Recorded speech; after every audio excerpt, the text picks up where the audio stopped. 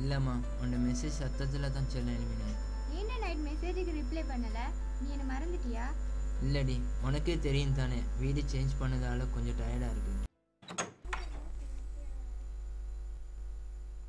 தம்பி டீ. சரி, என்ன பண்ணுற? எங்கேயாச்சும் போமா? நாளைக்கு ஃப்ரீயா நீ? என்னடா அது சத்தம்? நான் லேட் ஆகிடுவேன். புது வீட்டுக்கு வந்தோடனே ஆரம்பிச்சிட்டியா?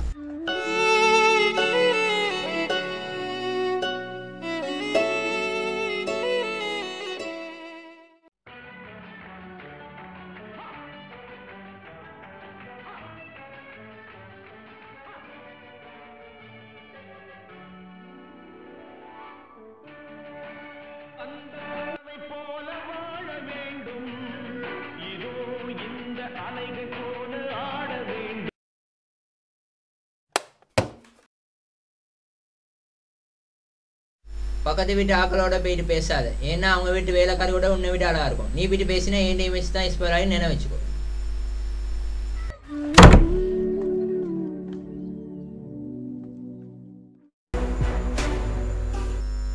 ஹலோ. டேய், ஒரு குட் நியூஸ். என்னம்மா? அப்பா உன்னை பார்க்க வீட்டுக்கு வராரா? அப்படியா? எப்போ? நாளை மறுநாள் வராரு. அது சரி, ஒரு முக்கியமான விஷயம். அப்பா அங்க வரும்போது உங்க அம்மா அங்க இருக்கக்கூடாது. ஓகேம்மா, பாய்.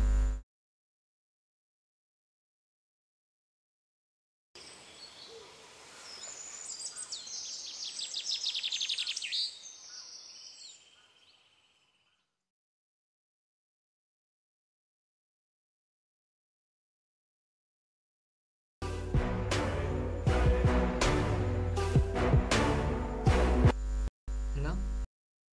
டேய், நான் சொன்ன விஷயத்தை செஞ்சிட்டியா? என்ன? நான் அவ்வளோ சொல்லி அதை மறந்துட்டு தானே. நீ அதை செய்யலாட்டி நீ தான் என்னை மிஸ் பண்ணுவ. நான் ஒன்றும் இல்லை. பாய். ஹலோ. ஹலோ. ஹலோ.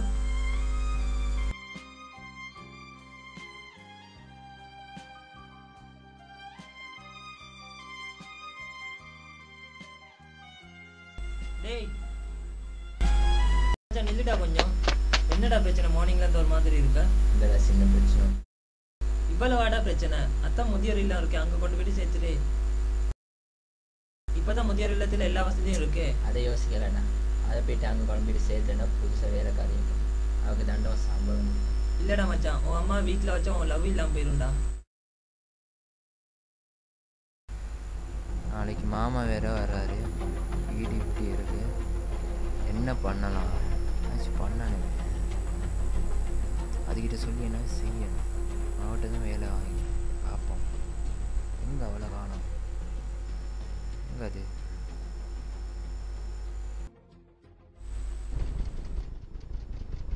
பிள்ளைங்க சம்பாதிக்க ஆரம்பிச்சிட்டா போதுமே, பெற்றவங்கள ஆடம்பரமாக வாழ ஆரம்பிச்சிருவாங்க. இந்த நேரத்தில் தூக்கம் வேற.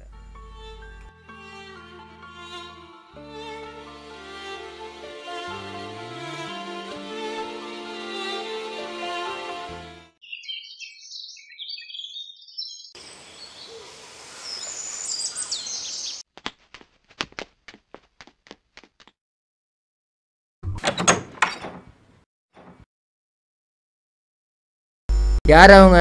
நான் தான் சொல்லியிருக்கேன் தானே பக்கத்து வீட்டு யார்ட்டையும் பேச வேணான்னு. இல்லைப்பா, அந்த பிள்ளைக்கு ஸ்கூலில் ஒரு கவிதை கேட்டாங்களாம்.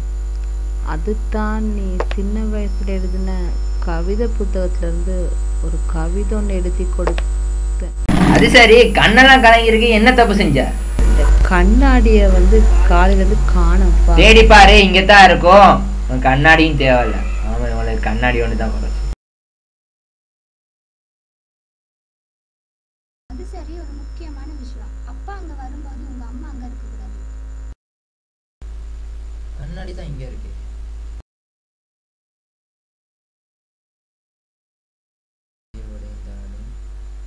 இறக்கம் கொண்டு முகம் சுடிக்காமல் என்னை பார்த்து ரசிப்பேன். நான் கீழ் இல்லை என்றாலும் என் அன்பும் என்றும் உயர்வான். அம்மா, நான் உனக்காக கவிதை ஒன்று எழுதி வச்சிருக்கேன் அம்மா. வாசிச்சு காட்டவா? வாசிச்சு காட்டுங்க பார்ப்போம். எத்தனை துன்பங்கள் வந்தாலும் என் மனதிற்குள் எப்பொழுதும் உன்னை ராணியாக வைப்பேன் தாயே.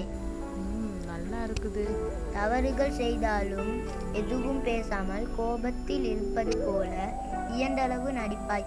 அதுவே எந்த உயர்ந்தபட்ச தண்டனை ஆகும். நான் கருவில் இருக்கும்போது நீ வலி உணர்ந்தாலும் அதிலும் இன்பம் கண்டு மனம் வெறுக்காமல் எனக்காய் பொறுத்தாய். தாய்மையில் மட்டும் பல முறை உயிர்த்தியாகும்.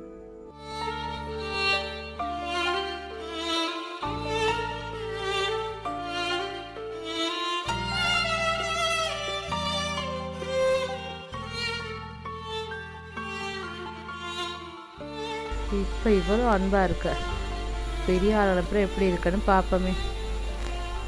போம்மா, நான் எப்பயும் இப்படித்தான் இருப்பேன். எனக்கு அம்மானா அவ்வளோ பிடிக்கும். அம்மா என்னைய மன்னிச்சிருமா.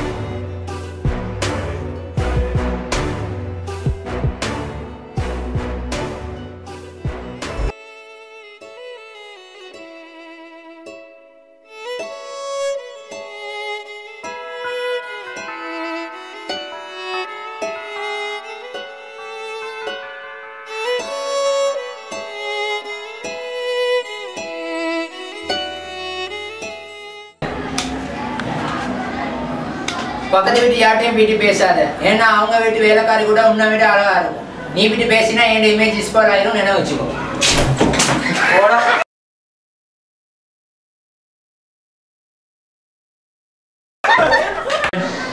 ஆக்ஷன். அது சரி, நீ என்ன தப்பு செஞ்ச?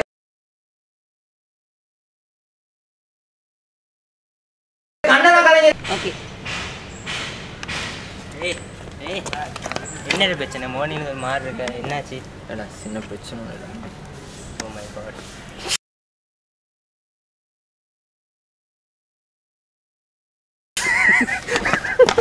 Role action.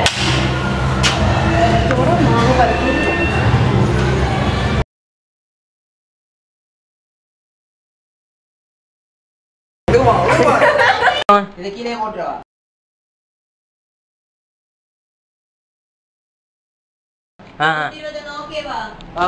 கேமரா 122. எப்படி தூங்கி நல்லா தூக்கத்துல இருந்து எலும்புற நேரம் உங்களோட வாய்ஸ் மாறி இருக்கும். அந்த நேரம் நீங்க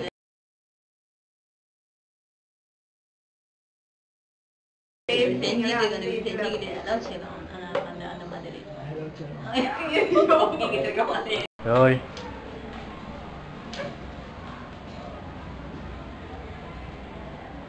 ஆக்ஷன்.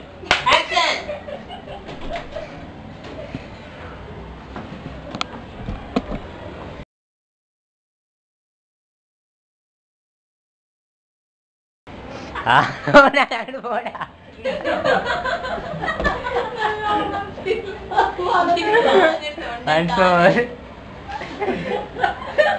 இங்கிட்டு வா, இங்கிட்டு வா. நீங்க அடுத்து இங்கிட்டு வந்துருங்க. அடுத்து இங்கிட்டு வந்துருங்க.